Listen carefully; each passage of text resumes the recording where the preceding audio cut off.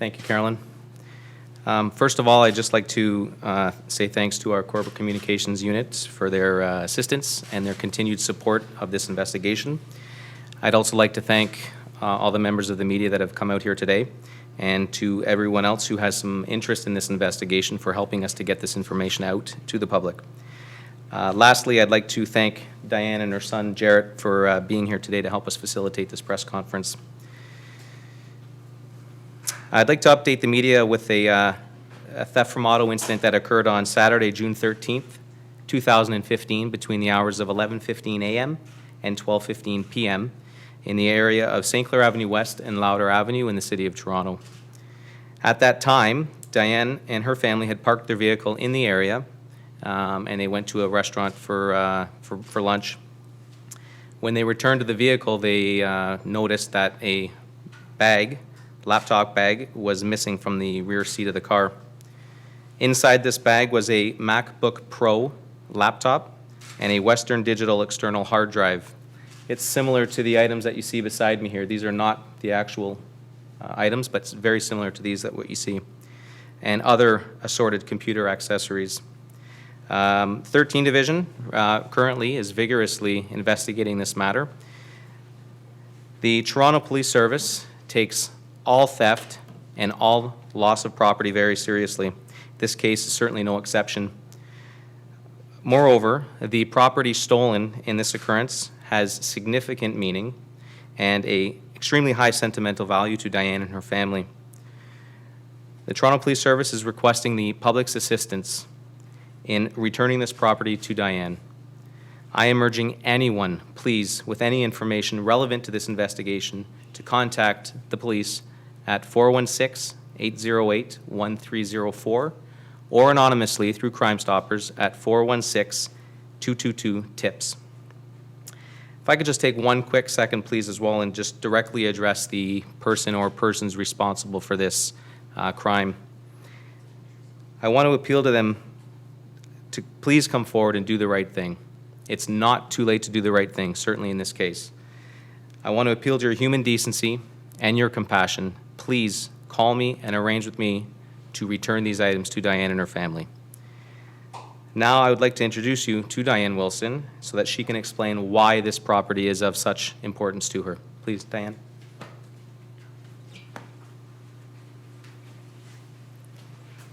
Thank you. The items that were taken from our vehicle on Saturday had a very, very high personal significance.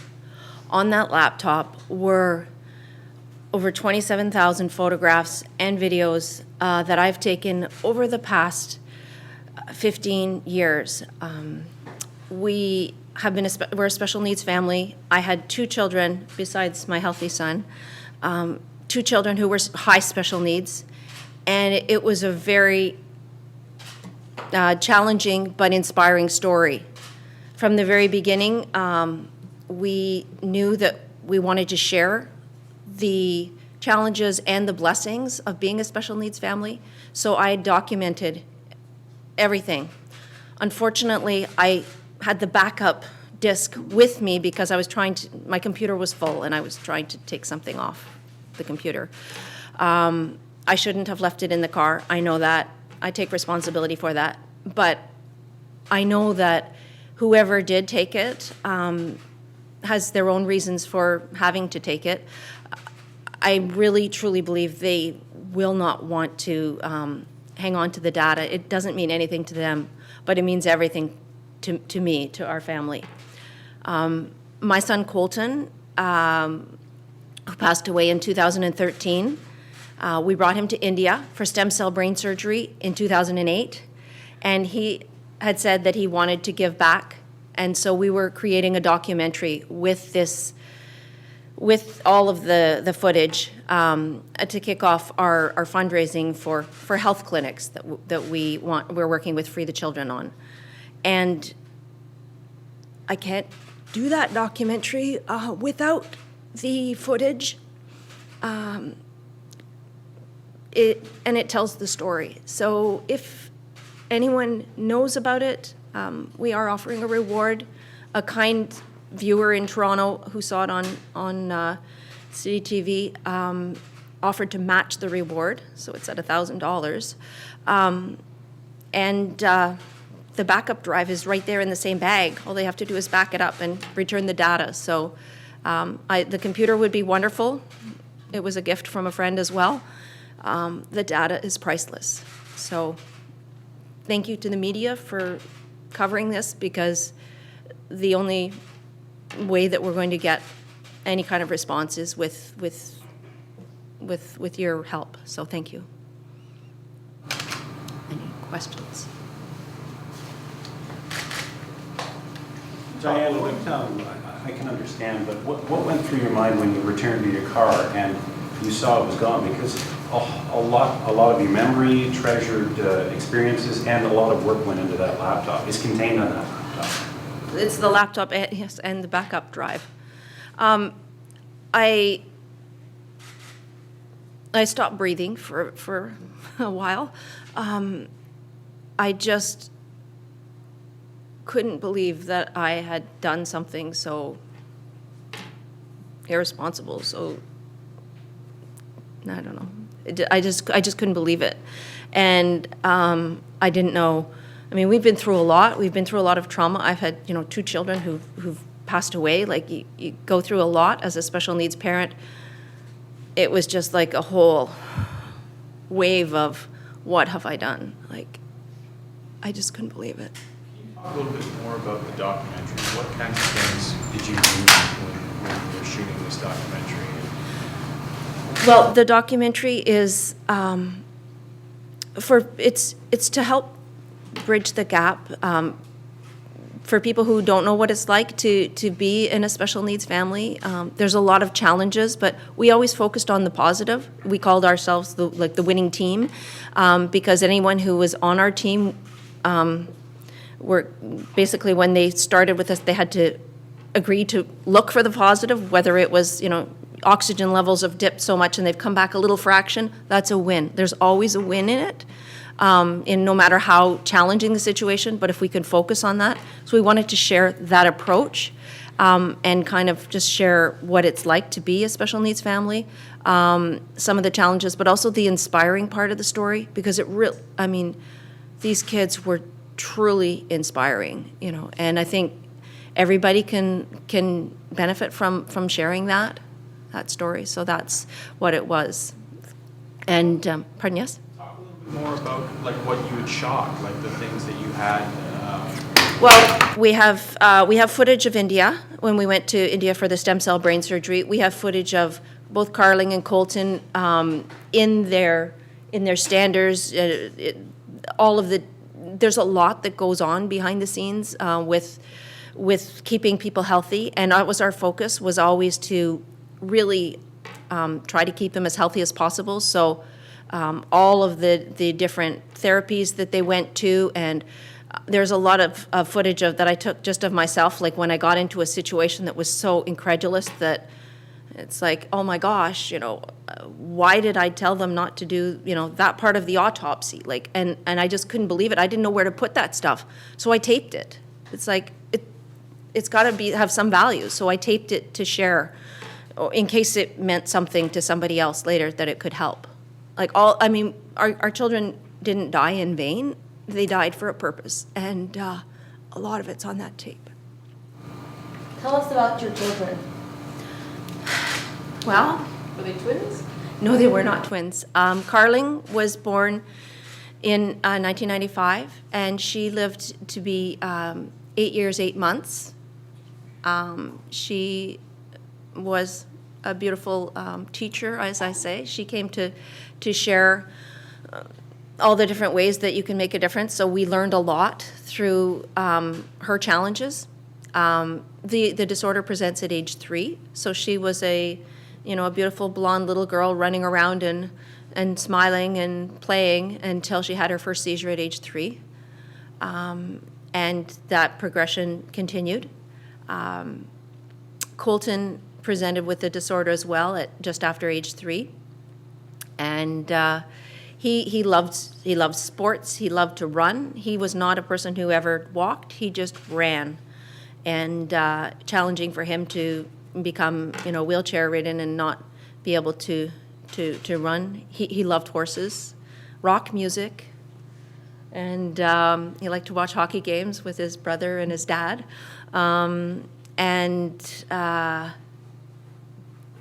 That's. Oh, Colton, yes, that's actually a really inspiring fact because he was almost 15 when he passed, which is remarkable because I'm told that there are very few children who make it past age 9 or 10. Certainly in North America, not many who make it to high school.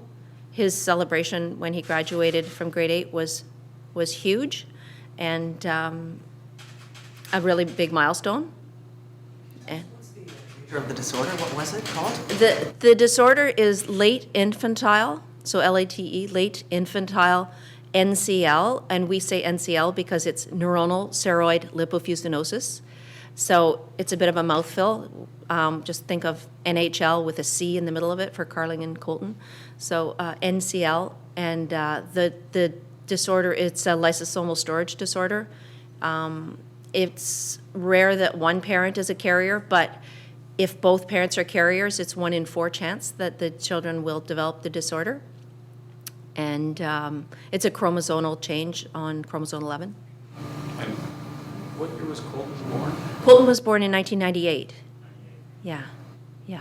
Is the documentary about both of your children?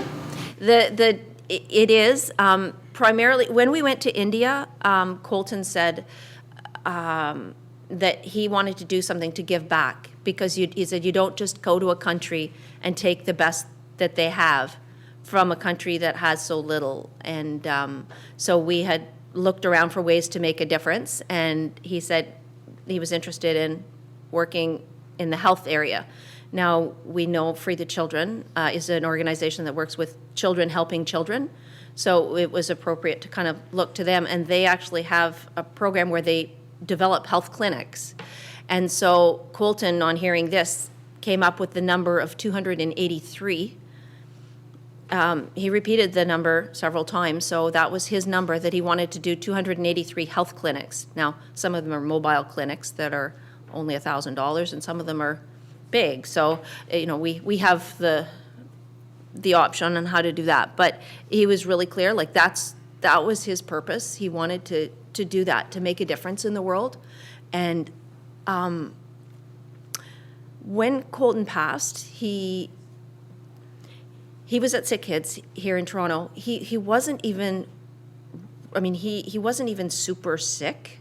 They were going to send him home the next day, and he just passed in a very, if you can even say, a very calm and beautiful way, which sounds kind of sick because I'm the mom, and please don't put that on TV. But I think that one of the reasons that he decided to step aside was that we could work on his legacy, because you can't do that and be a special needs parent, and regular parent at the same time. It's a really full job. Some of the special needs, can you describe some? So Colton and Carling both had, they were G-tube fed, so they couldn't swallow properly, so they were G-tube fed, and they were fed all food, blended up. They had respiratory issues, so Colton had a trach, he had a ventilator, he had oxygen, he was in a stander so he could weight bear every day. We even took the stander with us to India, and everything to keep him healthy, and that was really good. What other? Trach, vent, oxygen, mobility. They both had wheelchairs. It takes a huge team to do what we were blessed to be able to do with our children and keep them as healthy as they were. And they were both integrative medical models, so we did We took the best from wherever it was, whether it be the natural side of things or the traditional medical model. You know, we weren't shy about looking for help, and we got a lot of it. So that's kind of part of the story too, is the whole integrative medical piece. So it's kind of like what's possible when you look for solutions. Any pictures, or was everything lost on that? Yeah, we do have some pictures. We have some people who, you know, were in India with us who could, you know, send some. The video coverage is the, you know, challenge. So yes, there are still some. But Some questions as well, is that okay? That's, you okay if I ask you a question? Of course. Well, can you just talk about what those, You're new. what those videos mean to you, what those images that are on that computer mean to you? Those photos and pictures mean a lot to me. Like, most of everything that my brother and sister did, I didn't really know much about my sister because she passed when I was like 1, 2, possibly 4. It's been so long I don't remember. But my brother, like all those videos and photos, they're just ways of me to remember who they were and what impact they had in my life. So they're very important to me. Can you talk about your reaction? Were you out to lunch as well? Yes, I was. So when you got back to the car and realized what had happened, can you just describe that moment? It was absolutely terrible. Like, I felt absolutely horrible for my mom because we've lost so much in our lives, and another thing to lose is it's not really that important because we've lost so much. But then I realized that everything we had with my brother and sister were on that, and I was just like lost, like running down the street trying to see if I could find the bag with no hope. It was just terrible. That's good. What's your name again? I'm Jarrett Gill. how old are you, Jared? I'm 13 years old. For high school, Jared? Jarrett. So you would have been, when your sister died, you would have been a baby. Yeah, I was close to a baby, yes. You were old enough to observe the G-tube feeding, go over and, you know, dunk a syringe into a glass of food and walk over to his brother, who didn't have a G-tube at the time, and perfectly position it and squirt the food all over his shirt. So it's like he was feeding his brother, you know, as well. And Jarrett, if I can, this probably isn't the forum to brag about your son, but Jarrett also was very, very involved with caregiving. He's trach trained at Sick Kids, and used to help when the nurses came who hadn't been oxygen tank trained, because in the hospitals they are plugged into the walls. Jarrett that was his job, was to show them how to, you know, hook up the oxygen tanks and put them on the filler and stuff like that. So you got a caregiver here, so. Can you spell your last, or your first name? Jarrett. And the last name's Gill, Gill. We'll take one more question. How was the backpack stolen? It was a bag. So the bag was in the car, and my plan was to take it into the restaurant. Do you want the whole story of that? Was it in the trunk or? No, it wasn't. It was in the back seat. I was actually working on, Jarrett had just graduated the day before, and he won an award, and I was taping it, and I was going to give it to his father, who was up for the award. So I was excited because I was working on these computer skills for the documentary, and I just learned how to do something else. So I was saying, oh, I can make this, and I'll just put it into Final Cut, and I'll give you this DVD. And so I was the one that insisted that I bring the computer on the way to the restaurant because I could give him the footage of Jarrett's award. And then we were getting out to go to the restaurant, and I decided that it was actually maybe not the best way to celebrate with Jarrett if I was working on my computer during breakfast. So I left the bag in the back seat of the car. And we don't know that the car was, the window may have been cracked open a bit, so they may have had access that way. But I mean, you felt guilty, obviously, and you're blaming yourself for being irresponsible, but it's broad daylight, you're on a main street. Most people maybe would have done the same thing. We're just going in for lunch and we're coming back, right?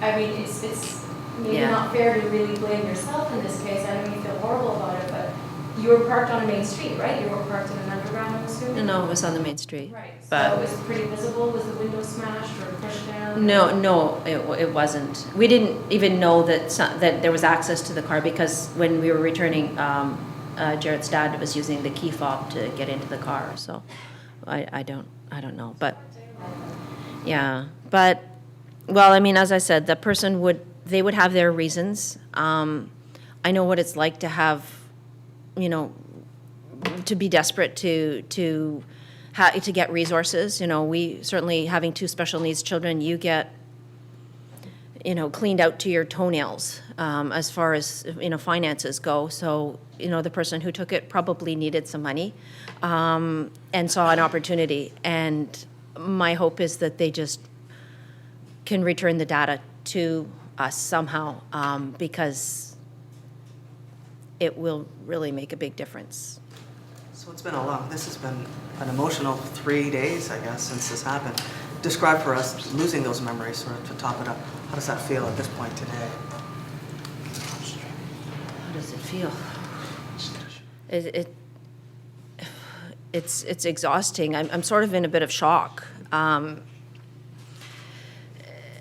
at the same time, trying to mobilize action, and people have been great, the media's been great, the police have been terrific, people have been on Facebook trying to just get the word out, because I really think if somebody knows, they'll want to return them, so.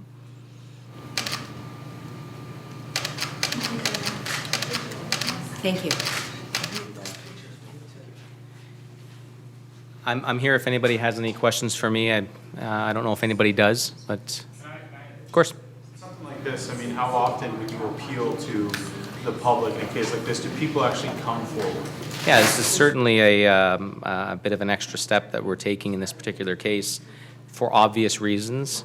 It's such an advantage with our service to have a unit like this that can help us and have so many people that can drop everything they're doing at the drop of a dime and come and get this message out. We are very hopeful that somebody will call us, whether it's... It happens. It happens, yes. Yep, Diane's been getting calls. She's left notes in the area as well and has been getting calls from people.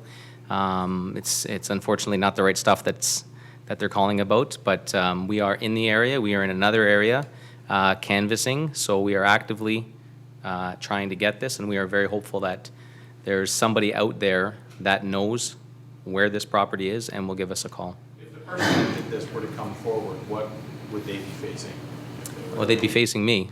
And certainly the police have the ability to use their discretion. I'm not making any statements with that respect at this point, but there are options available. Obviously, the most important thing at this point now is reuniting Diane with the property. Everything else is second. The person who stole it might be hesitant to come forward, thinking they may get in trouble. Yeah, again, all I'll say to that is that the criminal aspect at this point is secondary. What my main priority right now is reuniting Diane with this property, and certainly I am open to solutions outside the criminal avenue. But I want to reiterate that these types of opportunistic property-related offenses, they continue to plague the city. And it is the underlying root of many other bigger problems. So I don't want to undermine the theft, but certainly my main objective right now is getting this property back to Diane. Is there surveillance in that area? We are actively looking at that. There is, and we are in the process of seizing as much as we possibly can. So I can give an update on that at another point as to what exactly we're going to see in that. Sorry, Detective, I asked Mrs. Wilson about this. I guess it was broad daylight. Describe to us a little bit about it. It was on the main street. Yep. It was broad Yep. daylight. Yeah, extremely busy part of our division, St. Clair and Dufferin area. Lots of pedestrian traffic, lots of vehicular traffic. It's certainly not an ideal time or place for someone to commit a crime like this. But these people are so opportunistic and so fast that it doesn't take them much. And again, not to undermine the theft, but you can see the devastation that it creates at the other level of the people that it affects. So yes, it's a theft, but it's something that we're taking very seriously, and we are vigorously trying to reunite Diane with this property. How hard is it like, to track a laptop like when someone like switch it off? So quick, so fast, and to get rid of it, you mean? No, to track it and find them. Well, unfortunately, there is, we've gone down that route, and it's not possible for us to track at this point, unfortunately. I know some have that capability, but that's not the situation we're in right now. Any last questions? Thank you. We just Thank need- you. Sure, of course. Yeah, I'll get out of your way. That concludes today's conference. Thank you for attending.